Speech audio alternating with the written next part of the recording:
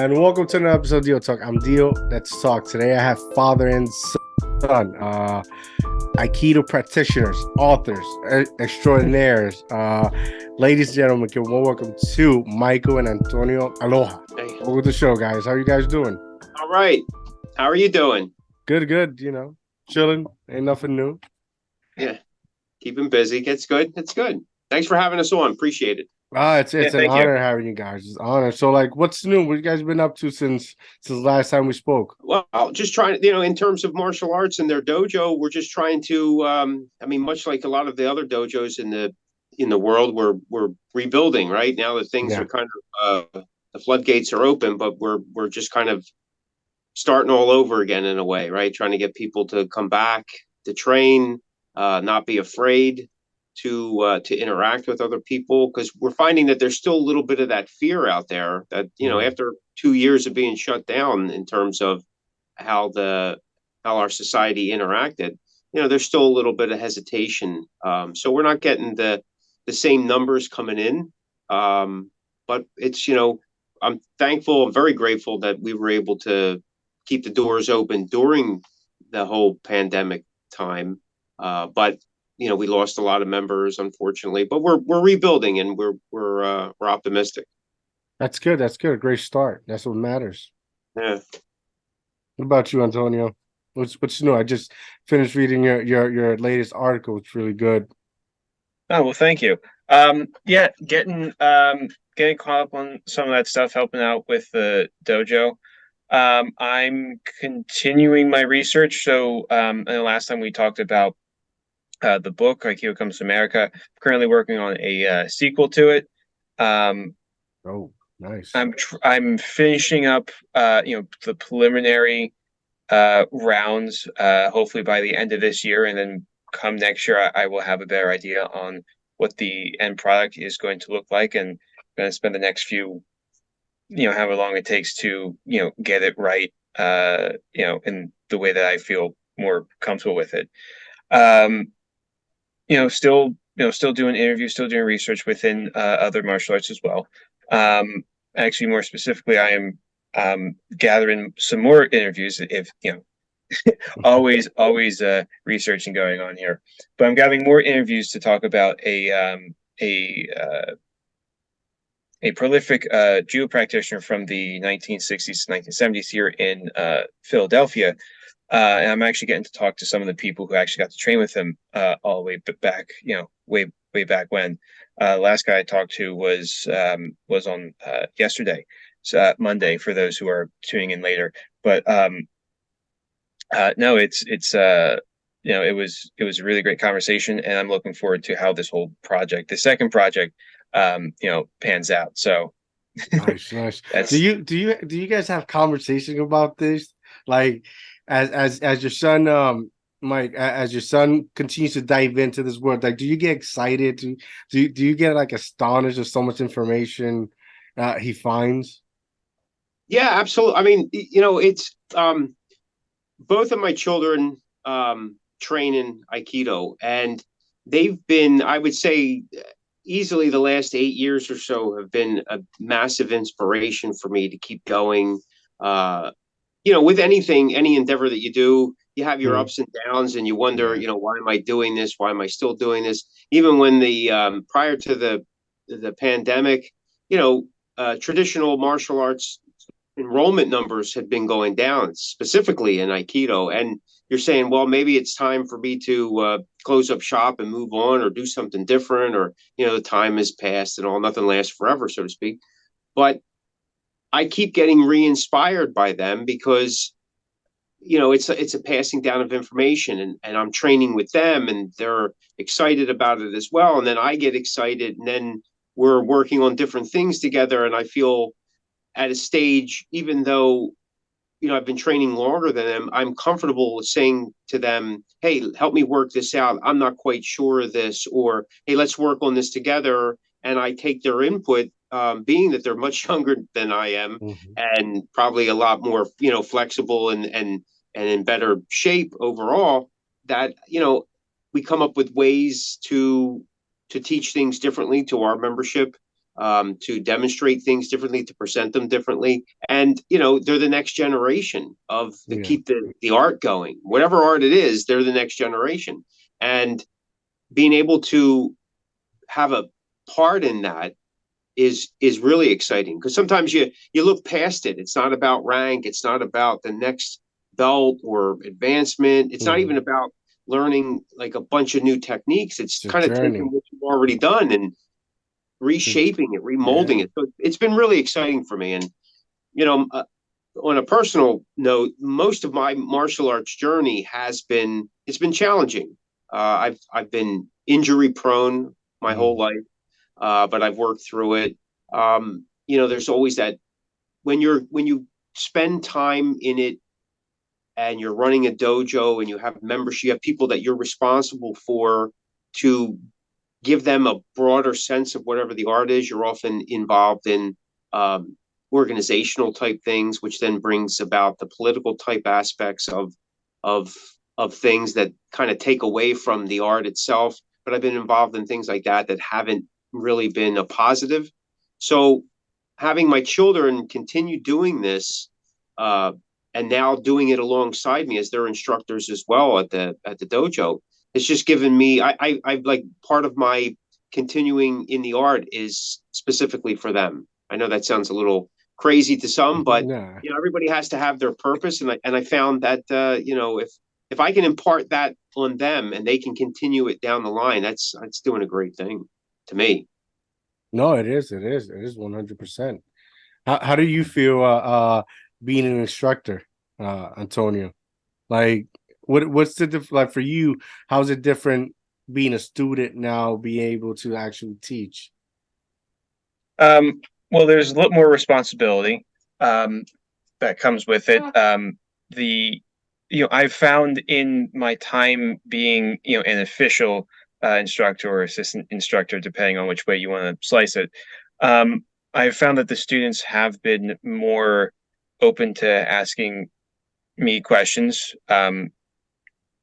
So it has allowed me to dive deeper into the art and trying to figure out what are some of the principles, or what are some of the standards, or the the hard and fast rules that really don't matter once you get up to a certain level, because it just kind of, I don't want to say it just happens, but like it starts to become a little bit less form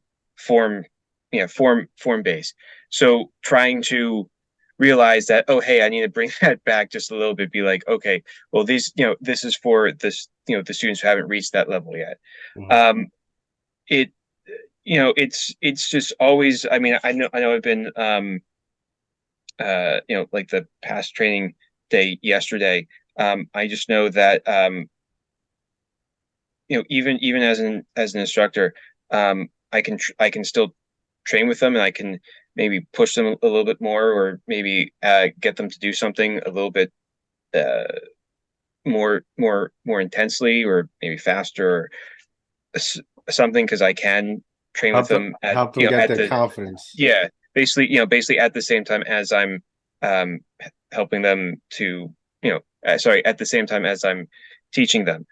So it's kind of fun at this point, and interesting, and all this other words that you can put in there too. That it's a whole new responsibility, and it's a whole new outlook on the art. Oh, that's awesome.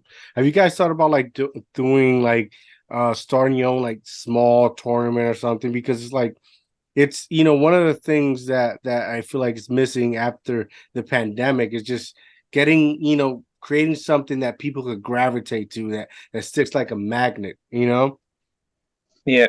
Well, I mean, yeah. So I tried with the Mayat stuff to get like a friendship seminar thing to happen with various different styles of Aikido that were around the area.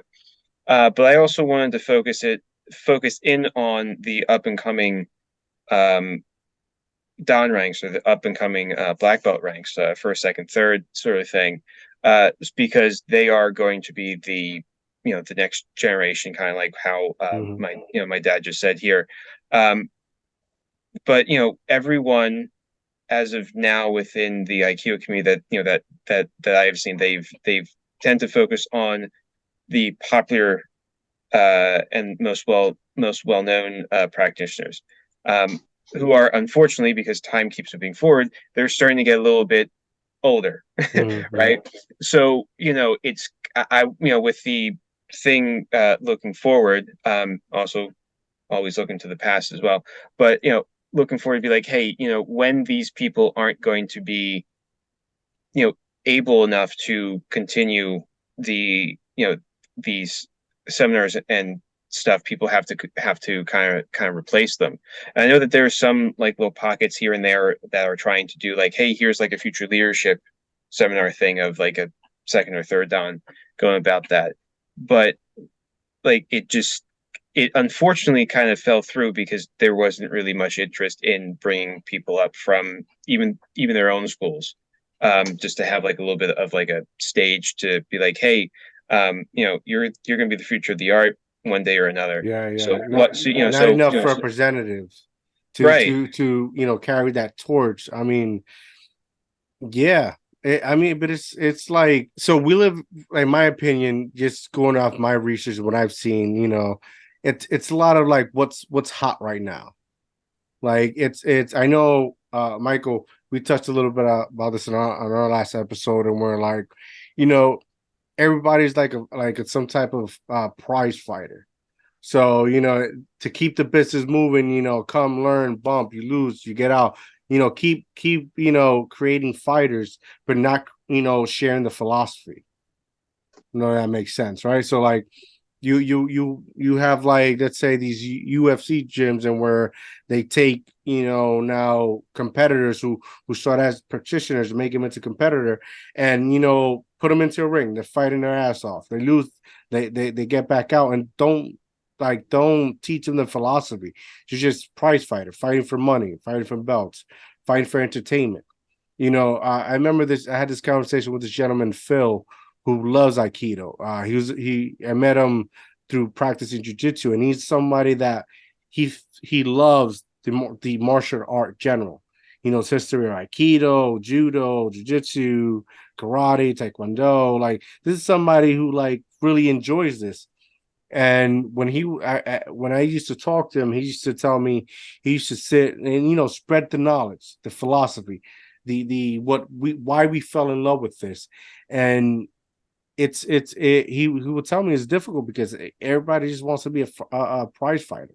They want to have a nice, cool set of moves to move on to the next stage, and hopefully they'll get into the UFC or one of these, backyard martial arts, mixed MMA type of deal, right? And no shade to them, but I got to keep it real. Like, one of the things that I fell in love with martial arts is the philosophy, is the value, right? That's something I know Antonio and you talked about in our last episode as well. And that's what, like, if we could find a middle ground with that, and then work, the practicing a lot and push it forward, I think people will more than, more will gravitate more to that. Yeah, I think that, well, I mean, again, doing it for a number of years and seeing a lot of students come and go, like, people and how they train and why they train, reasons for their training.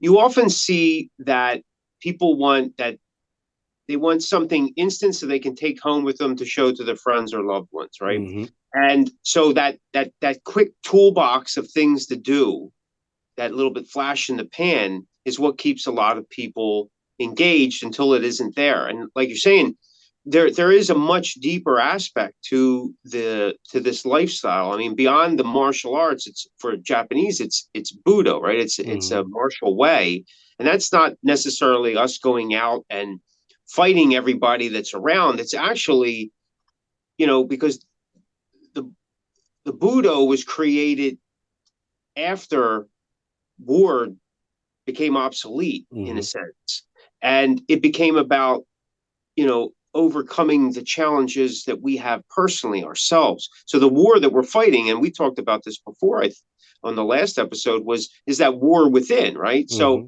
and that's that's a tough battle to even come to the table with, because most people don't want to address that. I mean, we all go through it. There's things that we go, I'm not going to deal with that right now. Not going to deal with that right now.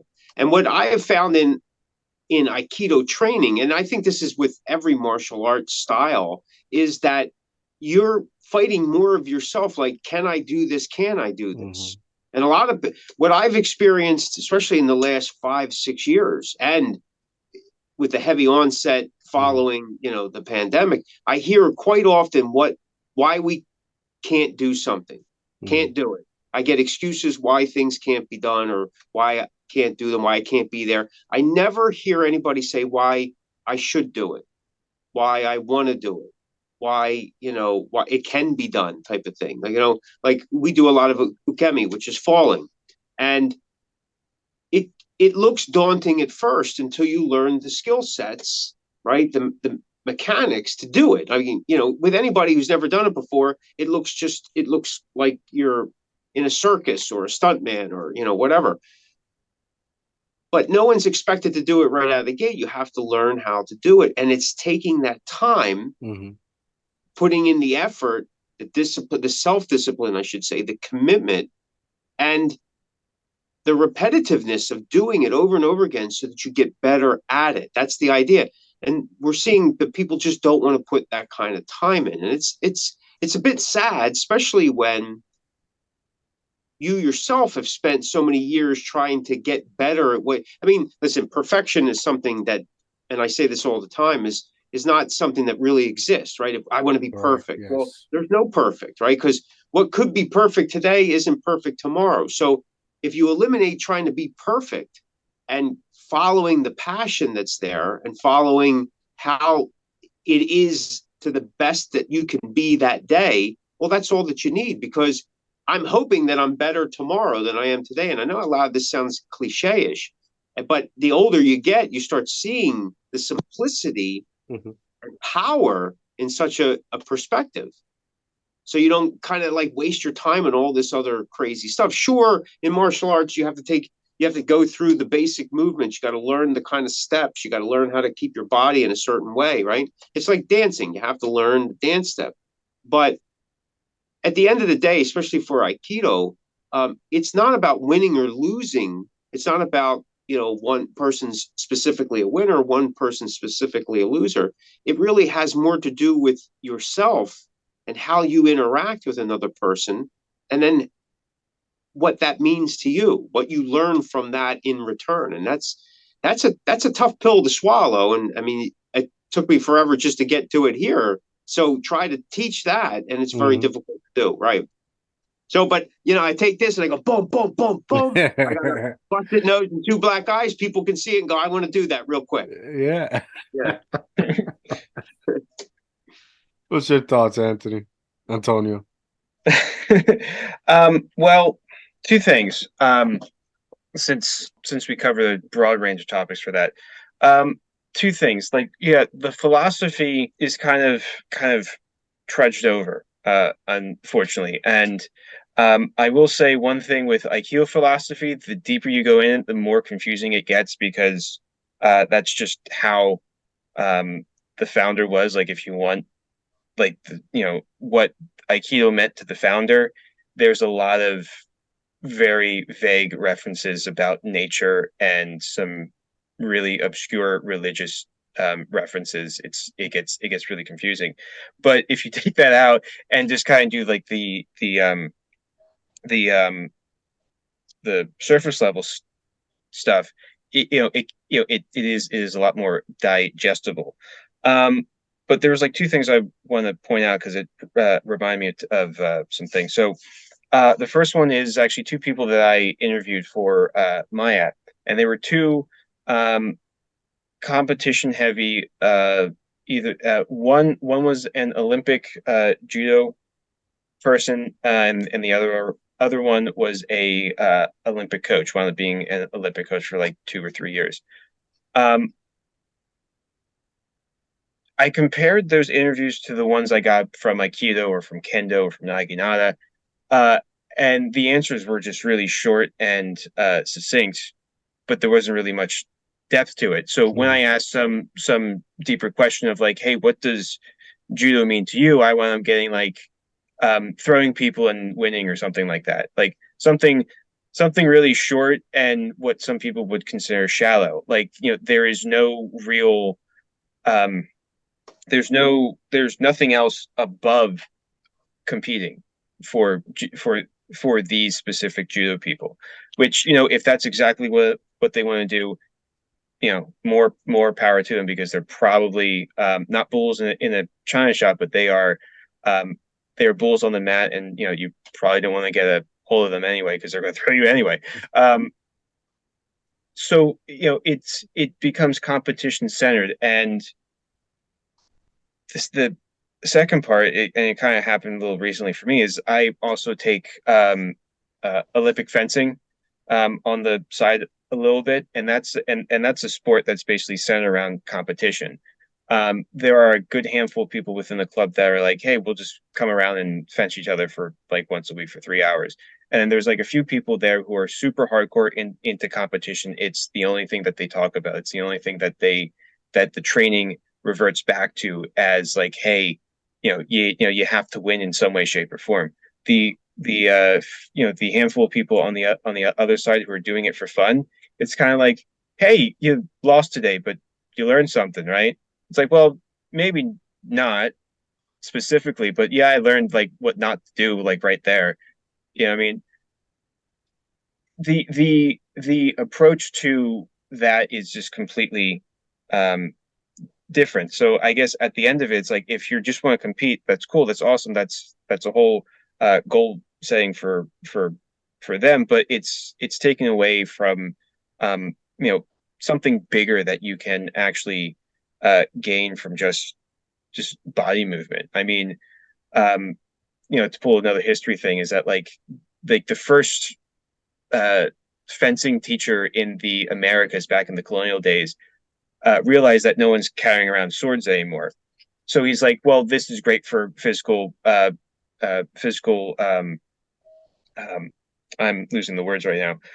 But physical involvement, physical activity. This is really great hand-eye coordination. This is benefits to you as a everyday physical kind of person, as opposed to, hey, we're wearing swords, so let's start learning how to fight each other, right? So it got to a different level of like, hey, you can still swing and hit each other with swords, but we have to realize that we're not carrying around swords. This is fun, but then it's also teaching us body movements, teaching us, as one karate person that I interviewed called body intelligence. So there was something a little bit higher than just competing. Yeah, I think it's for those who's as a business, it's more, how can you market this? That's and with the realization is that each individual, like, you gotta look at their backgrounds. Like the gentleman, you explained that always competition. If you go to like Russia or other third countries like Thailand, and where that's all they have to win. That's is going to get them to the next level and come out of poverty. It's like, African Americans here in the States, when it comes to sports, football, to be exact, right? Or basketball. So in that aspect, they don't look at it as a philosophy. They look at it as a form of getting out the hole and finding something better for opportunities. And then, you have individuals that, just, don't know how to make friends, are very self-conscious about themselves. And they go in these organizations like yours and try to get confidence, to make friends, and hopes, they can build relationships. And then you got people that just want to do something. These boys want to do something. So it's like, you gotta, it's like a whole psychology behind everything, the way you market it, right? Like I've, like in my jiu-jitsu journey, I've met people that just want to try something new. Got the, their was it 2-week pass? Never seen them again. Never seen them again. Then then you have these ones that are like competitors. I gotta get better. I I gotta, go up in ranks. I just but don't have a purpose. They just know they have to do that. Then, somebody like me, I got, major post-traumatic stress on my upbringing, a lot of anger. I gotta find a way to deal with that, to control myself, right? So it's definitely need a spokesperson for the whole Aikido, somebody who's willing to step up and share that light. Because like in jiu-jitsu, you got, Ryan Gordon, pound for pound, one of the great jiu-jitsu practitioners. In boxing, you got, still Floyd, even though he's doing exhibitions, right? I don't know who else, but you get what I'm trying to say, right? And until we're able to find that individual who's willing to step up and not what is that word, like show respect and bring honor to the craft, it's not going to go anywhere. Right now, if I go to my social media, they're like forcing jiu-jitsu down my throat. Right. Like that's all you see. Come see my seminar. Come see my go buy my stuff. Like it's exhausting. Right. And I love the art, right? It's exhausting. If we're able to take same concept but do it Aikido and have somebody, like you got to build your own organization for people can come. You build it, they will come. But they need that somebody that's outside of the the pond that's willing to take this to a whole level. And I think that's what Aikido needs. Yeah, well, I mean, you're right. There is. I mean, here's the thing: there are those who are out there who are genuine and honest about what it is, right? And it's a tough sell. And over the last few years, I mean, Aikido has gotten a bad rap. It's not good for fighting. It's all dance moves. Like to see you try that on somebody who's doing this or doing that. Listen, I get all that kind of stuff. I get it 100%, right? And I've asked myself over the years in terms of the physicality of what we do. I'll go, have I been hit in the head way too many times? Like, am I missing what these people are saying? Like, why do I feel that it's valid where other people don't feel it's valid, right? Like, I'm not an Einstein, but I'm also not a block of wood either. And I've been on the receiving end of some amazing technique that's dropped me. And it's not me giving it away or anything. Sure, has there been times like that? Yeah, you do that out of respect. You do that you're using it as a teaching aspect so that someone's not intimidated to take a chance and trying something. Sometimes going with it allows people to understand the intensity levels that could be in a technique. But I've asked myself, like, well, I don't understand, and over the 30 years of doing Aikido, I've ventured into other arts. I started with other arts, and then I found Aikido, and over time it became my primary focus because it just, to me, developed all the aspects that I felt were missing in what I was doing for everything else. And I felt that it included everything else of every other art that I've ever experienced, and that I could go in and out and use these different aspects. So maybe some of that in my younger days was looking for validation, but at the same time, before cross-training was a big buzzword, everybody cross-trained back in the 70s and 80s. They all did something a little different, whether you had somebody that wrestled and did karate, or somebody that did boxing and did karate, or did street fighting and bouncing and did karate. I mean, it was all, whatever. Guys took different weapons and things like that. So it was always something that, because guys like that were always looking for a little bit more. But going back to what I was saying, there are people out there in the Aikido world that are doing this. It's just, when you're teaching philosophy, it's a very difficult nut to crack and to hold, right? And most people, it's just well over the head. And even people that are in the art sometimes don't get it because it's never been demonstrated to them or explained to them, or they haven't got to experience it. I had a student for 16 years at the once the pandemic really onslaught, they had to kind of uproot and move, and like a lot of people, things got out of hand and they had to do different things.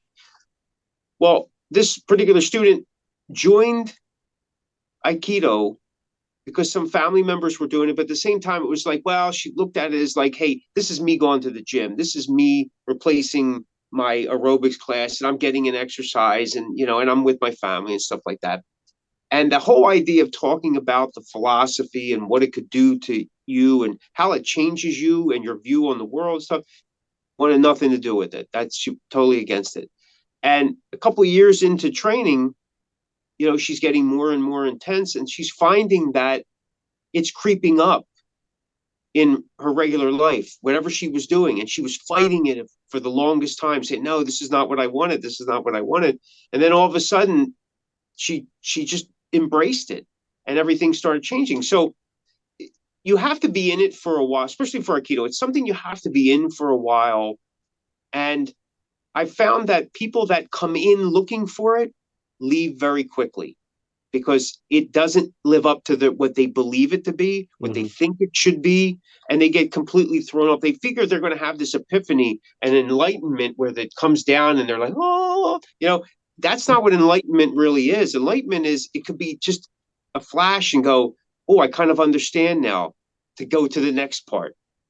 And then you're struggling to get that, and you're working through, and there's challenges. And then there's a little bit of enlightenment, right? That's that idea of, I've just experienced Zen. Now I'm going to go try to find it again, because that's how fast it just, because if we all lived in Zen nonstop, 100% of the time, 7 days a week, 24/7, we all be floating around. We wouldn't need to interact. Yeah. We'd get everything we want from nothing, right? But that's not the human condition. So there's people out there, it's just a tough sell. So in the market share, like what they call the industry, is everybody's trying to vie for your time, your attention. I can give you this in this many steps, and I can give you this in this many steps, and we can do this, and so on and so forth.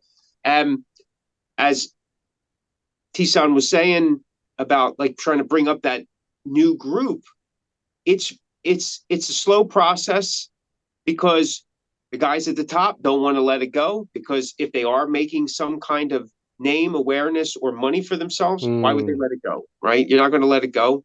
And the audience, the practitioners, at least this is in my experience, they want to go where they think the real knowledge is. And sometimes the real knowledge, in my experience, is the guy that's in the trench all the time. Now, I'm not saying that everybody's good, bad, or whatever, because you're going to have your, listen, not every doctor graduated 10% of their class, but they still have a practice and they're doing pretty good, right? So they may not be in magazines writing articles, but they have a practice and they're doing okay, and they drive a better car than I do. So, but that's a joke. But it's a tough sell. That's what I'm saying. So they sell through the physical, right? Oh, I can get you to throw this way, or you can go flying high in here. So it's hard, and it's hard. And then when people are confronted with it, it's not the grandstand here on the thing, but it's difficult for people to go. They see this at the higher levels. They see it on YouTube and go, "Oh, I can do that." Because some of these guys have made it look so easy, because it's a demonstration of sorts, right? But then when they go to do it, it's much harder than they think. And then there's a deterrent that goes, "Oh, this is too much." And we have found over the years that the longer you're in it, the more commitment is needed, because everything you think you know, you don't know. And it's a constant relearning and a redefining and a refining. And then you have to redefine it again and refine that. And that's Budo. Yeah, I agree 100%. Things are just the commitment. Yeah, the commitment is, and I think it's just, that's the culture right now. Yeah. That's the culture, right. Unfortunately, we live in a culture now that everything is easily, they seek validation. They do it once or twice, you clap for them. They got that, I don't know, that climax of everybody's applauding them, and that's it, they're done. Move on to the next. Right. So, slowly but surely, just gotta keep grinding. Keep grinding. Yeah, a lot of the development that we do in all martial arts is that behind the scenes stuff, right? Mhm. It's no people don't see it. We're not, unless we are videotaping or we're putting it out on social media all the time, which some people do, and maybe they need that motivation. They Mhm. need that drive to give them a reason to do. Like you were saying, like some people need to find a particular purpose. Mhm. And that's true. I mean, it makes things a little bit more digestible when we do have a purpose. This is my reason. But after a while, is that reason sustainable? Right? Like you were saying, a lot of people they want to mix it up and get into competition, but sooner or later you become too old for it, or you become too injured for it, or you're not as aggressive, or for whatever reason. Not everybody, like, all the greats aren't still fighting today. Mhm. And sooner or later retirement happens, or they stop. Same with sports people, so you find other avenues. And like you were saying earlier, that avenue, that long sustainable avenue, is taking some of that philosophical aspect and putting it into your daily training. And really, at the end of the day, it's, does it make me a better person to make me a better part of community, right? And then there's that ripple effect. Yeah, 100%. Yes, I Yeah. agree 100%. I mean, it's a tedious thing. It's a tedious thing, and where the person has to want to do it. You can give them so many reasons why, but it's like you said earlier, it's that if but I can't. It's you got to just keep sailing to get smoother and smoother. Sure. We have a perfect example. Like my son, he's autistic, right? We're going into a generation where, like, there's a lot of children with autism. It's becoming a norm. They're gonna need some type of activity like Aikido that keeps you calm, keeps you focused, consistency. They're gonna need things like that, Yeah. because one of the hardest thing of being an autistic child is that they're always going, they're always going, always going. And they're some of them can be like, my son is like me. He's very aggressive. He likes the roughness. So it's like finding a key and where, okay, what can I find that's going to help them soothe them or soothe themselves? Because that's one of the main problems they have. They don't know how to soothe themselves. Like what I've seen so far, Aikido is something that, you got to, once you get it, you got to go with emotions. It's focus and a lot of patience. It's not like wrestling that everything's intense and you got to use your strength. So keep sailing, and there's gonna come a time that people are gonna find it. Yeah. Well, everything comes back around. Yeah.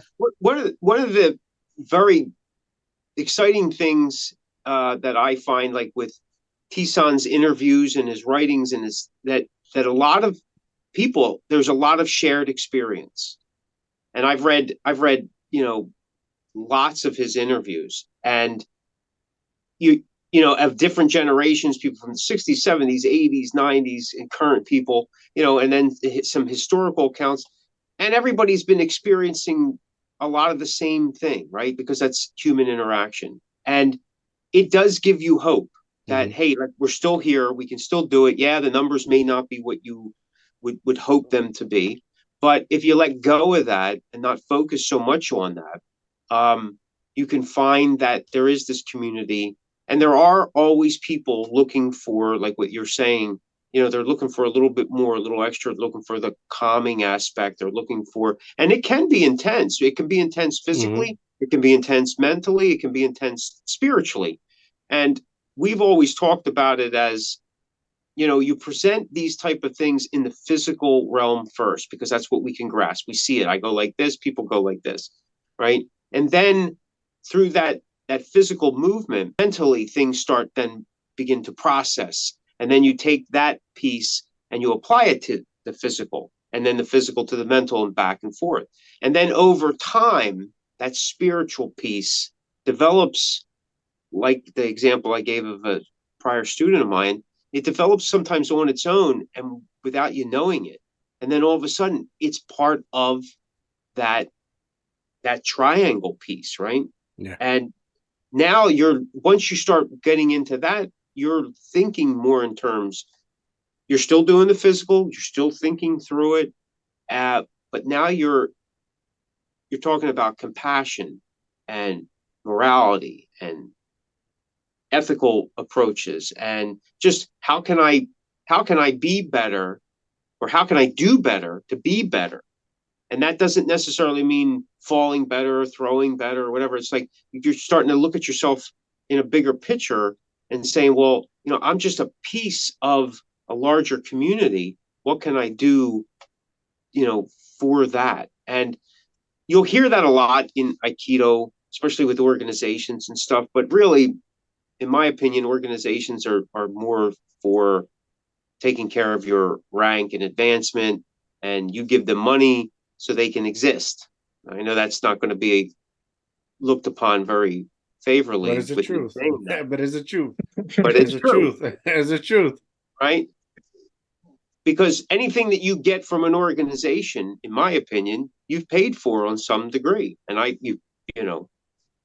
but what you're doing for community, and that's almost non-Aikido related, but there's Aiki in it, is what do I give back to my community? And during the pandemic, we were able to organize a lot of things to help people that were in need. Not only, people within the dojo, members in the dojo, and people outside. Because, and even now people are still struggling. So there's, and maybe when, 30 years ago, that wouldn't have been my focus. It wouldn't have been in the forefront of my mind. Right. But now, over the years, with the different training and reaching different levels that, I'm still working towards, that it's opened up these kind of perspectives to give me a little bit more clarity. And then, as you were saying, purpose, right? Like I said early on, my purpose I have found in the last several years is to provide my children with as much information as I can, because they are the next generation. And because of that, and seeing what they're doing, like with T and his writing and his books, and his historical content in the martial arts, that inspired me to do more. And looking at that, hey, maybe I'm not doing enough. Maybe I need to, so it's, and for that, I'm grateful. It's really done a lot of great, stuff. And it's a plus. It's a plus. Amazing. Yeah, that's good, man. That's good. I'm happy to hear that. That's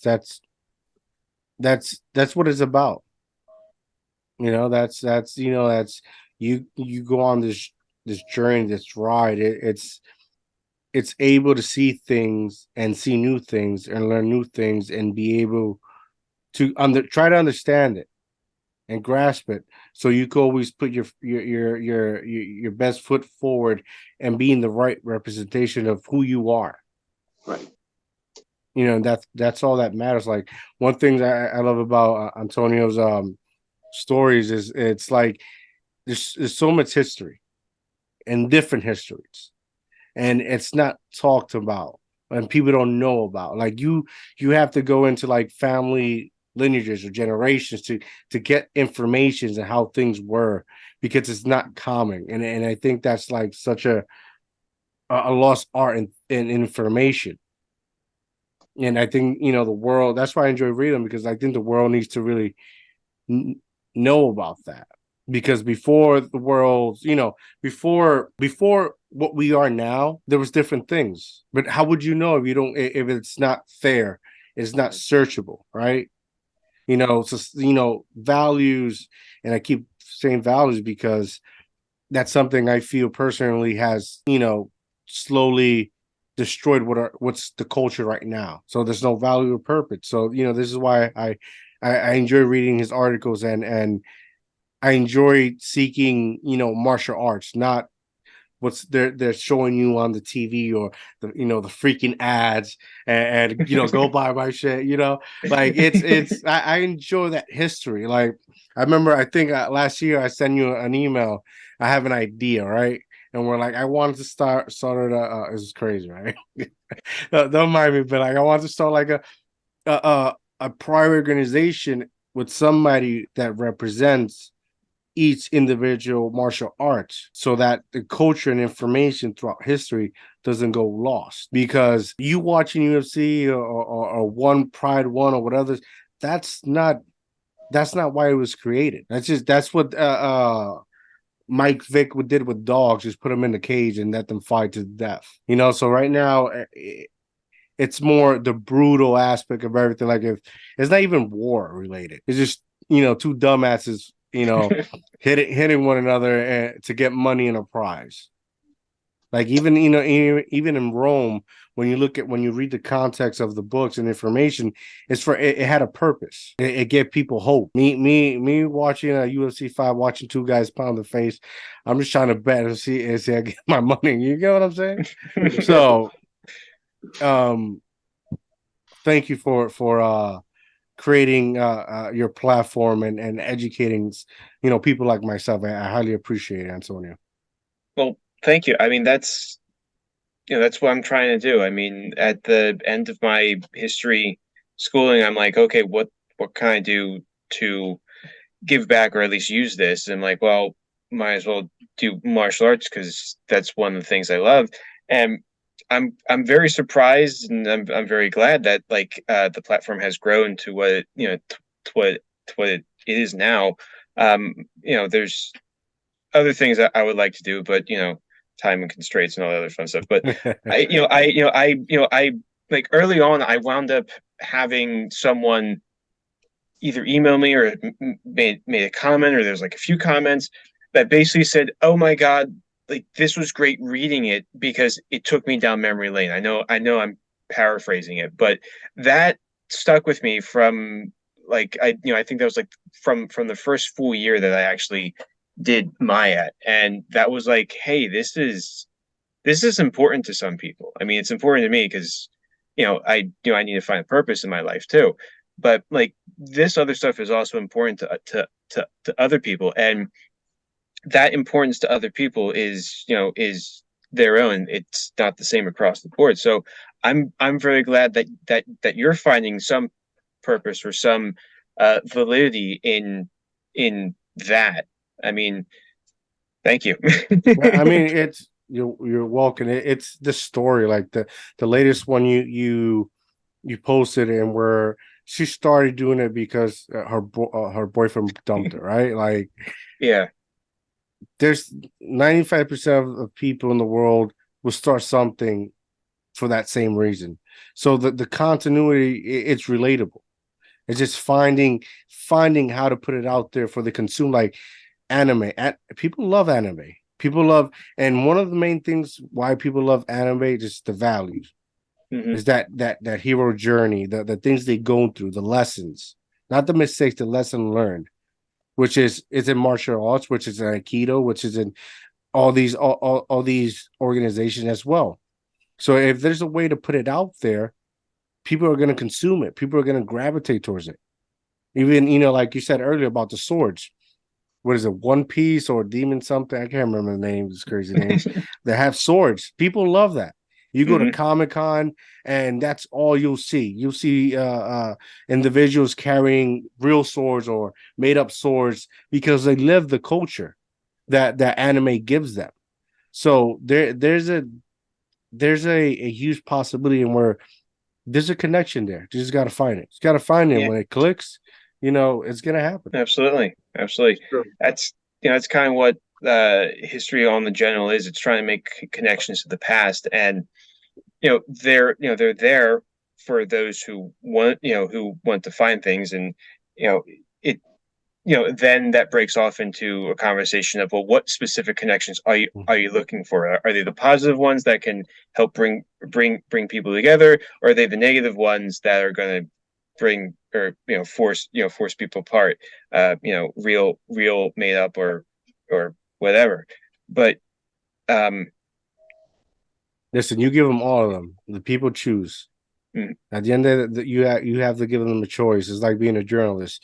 You got to put all the facts on the table, and you got to let them choose what they want to believe.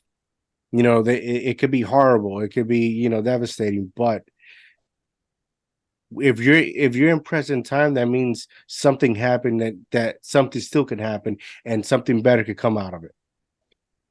Like it's you can't erase what's done, but you can do something in the present time to do something better, so it won't happen again. So like you know,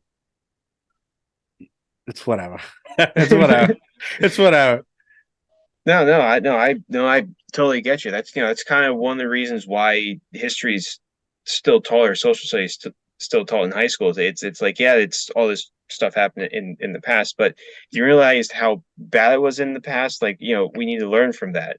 That's kind of like the subliminal messaging thing, but it's kind of lost on a lot of people and a lot of schools and stuff because of different reasons. But that's a different conversation. I agree. Listen, it's only when you graduate from high school that you actually start learning, because you have the opportunity to learn things that you really want to learn about. It's not something that for the last 12 years of your life they're shoving down your throat. Like it's what with me. Like, I was in high school, I sucked. I was very popular, I must say, but it sucked. I couldn't connect with nobody.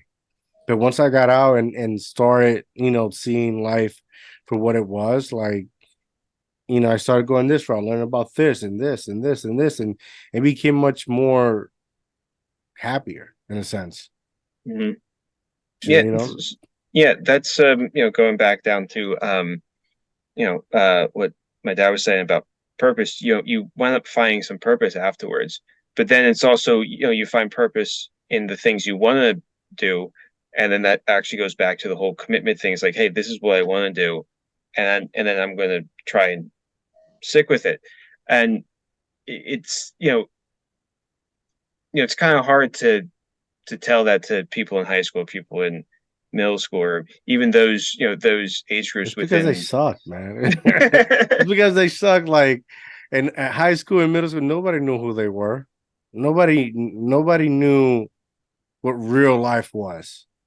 So you sitting and talking about what you wanted to do, or trying to explain things to people that had no intention of listening, because they were just trying to figure out who they were. But as long as you stood in your ground and what you believed in and what you wanted to do, eventually they're gonna see you.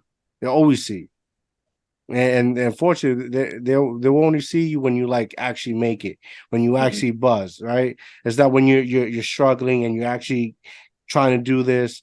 They're not, because they never knew nobody that could do what you do.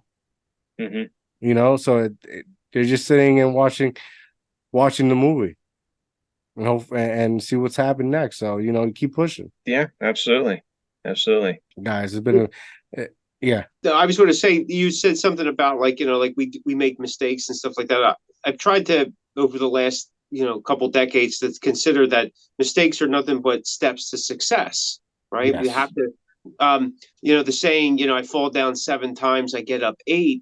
And the reason you can get up 8 the 8th time is because you fell down 7 times and you learn from it. So each time that we step on the mat, it's a chance for us to learn something, to be better at something than yesterday, to make headway, to make some mistakes, right? Because it's in a controlled environment where we can do that and learn from it. That's the beauty about what, like, dojo training is, as opposed to going out into the street. You only, God forbid, you may only have one shot at it. And whether you were real good or not real good, it doesn't really matter, right? Because on any given Sunday, you could, it's the luck of the draw. But in a dojo, it's not a war zone and it's not a competitive area, even though some schools or facilities are designed that way. But really, it's a controlled environment, especially in our modern day, that people got to go to work the next day or school or whatever. So if you look at mistakes as complete failures, you're never going to be able to build on them, because all you're going to do is go, oh, I'm just going to get rid of that completely and start all over again. But so then every day you're starting all over again with nothing to start from. There's no core. But that's how you shape who you are.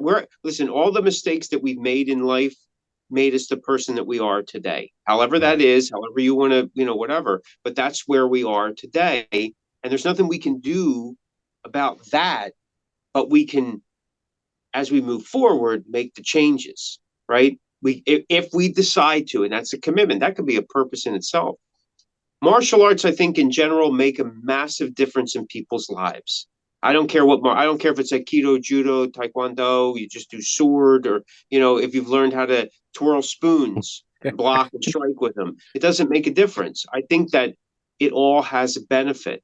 And for Tisan, for all the years that he's been training himself, he gravitated towards the training, but at the same time found other aspects of the training that interest him as well, like the deep history, like the cultural aspect. And then wanting to share that with other people, I think is phenomenal, because, as you said, it's lost on a lot of people.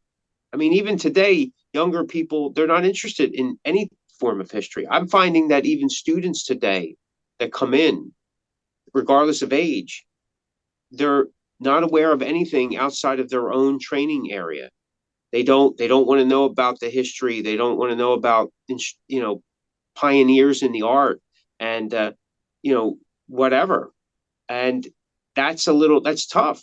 I do find that a lot of people that come to Aikido are up in age. And by that, I mean 40 plus, because around that time, you start getting more comfortable with yourself. You start realizing things that you want, things that you don't want, things that you're looking for, stuff that you want to achieve. Maybe you're getting to a point and say, man, I wish I did that sooner, or I did that when I was younger. And so there's also a higher level of commitment at that age than there is in the late teens and 20s, right? Everybody's a little bit more carefree. And today, with the way the world is going, age doesn't seem to be the same. Like, 18-year-olds today and 18-year-olds 30, 40 years ago, I think there's some similarities, but there's some differences too, because of what the world offers or has taken away. And I think and then there's a carryover into the 20s and 30s. Again, not everybody. I'm just saying that there is a difference, and we've seen a difference, because our dojo is celebrating, like, this year we're 20 years in one location. We've been around since 2000. Thank you. And as you talk about a roller coaster, in the last 3 years has been one heck of a down. But we're still here, and we're very grateful for that. And that's because of the involvement my family has in it. So it keeps me going. And people see strength in numbers, right?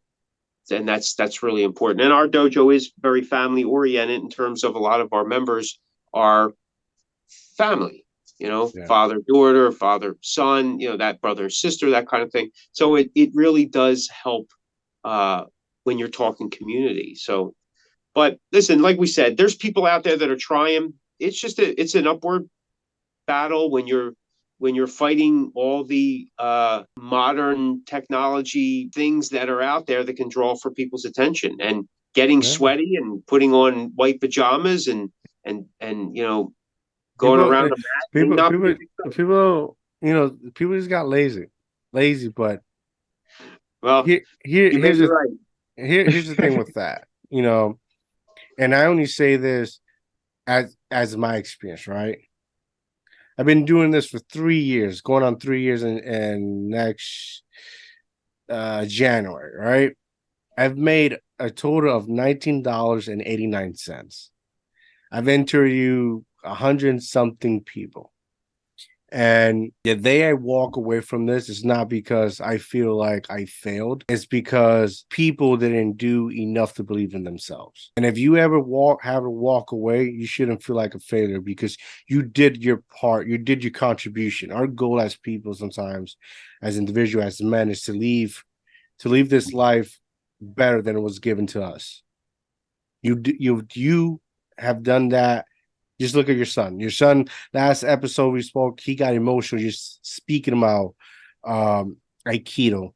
I wish people could understand at least a fraction of the work and the sweat and what's actually put in to become a better person. And it's not your fault. You did your part. People need to start taking accountability for themselves. It's easy to press a button and listen to a song that's been streamed over 3 million times, but it's not easy to go and support your local artist who's trying to make something of themselves. That's something that it's, time repeats itself all over again. It's something that's happened time to time and time and again. It's always going to happen. So, don't ever feel like you're a failure, you didn't accomplish what you wanted to. You did more and beyond. You invest in your community. You invested in people. You invested time. And, people are just dumbasses. That's all it is. That's the God honest truth. I've gotten more support people outside of America than people in my surroundings. It's a choice. It's like the Matrix. You want the blue pill or you want the red pill. It's a choice. And right now they don't know. They're so consumed by what they think that is good. That is just, yet again, constant, likes and instant gratification. That's what's important to them. So, don't ever feel no type of way because you did something. Not a lot of people can say that, right? Boom. Yeah. Thank you guys for joining me. Thank you. Thank you for having us. Yeah, it's always an honor. You guys are always welcome here. I look forward to your book. Man, thank you for joining me. It's been an amazing conversation having you both, and truly an honor. Thank you. Yeah, absolutely. This was very fun and enjoyable conversation. Thank you. I always appreciate it. Before we go, tell the people where they can find you at. We start with you, with the dad. If you're interested in Aikido, you can go to our website at www.asahidojo.com. It's ASAHIDOJO, and there's a lot of information there. We have DVDs, we have books, and we link to some other stuff. But if you're ever in the outside the Philadelphia area and you need a place to come train to Asahikan Dojo. Boom. Antonio. So you can find the bulk of my research at martialart.com. It's going to take you to martial arts of yesterday, today, and tomorrow. That has a myriad of different martial arts that we talk about, going into the history and even some opinions and different aspects of it. If you are super into or would like to get interested into Aikido history here in America, at least just the surface of it, for right now, you can go to Amazon and type in Aikido Comes to America, and it will take you right there. Read it,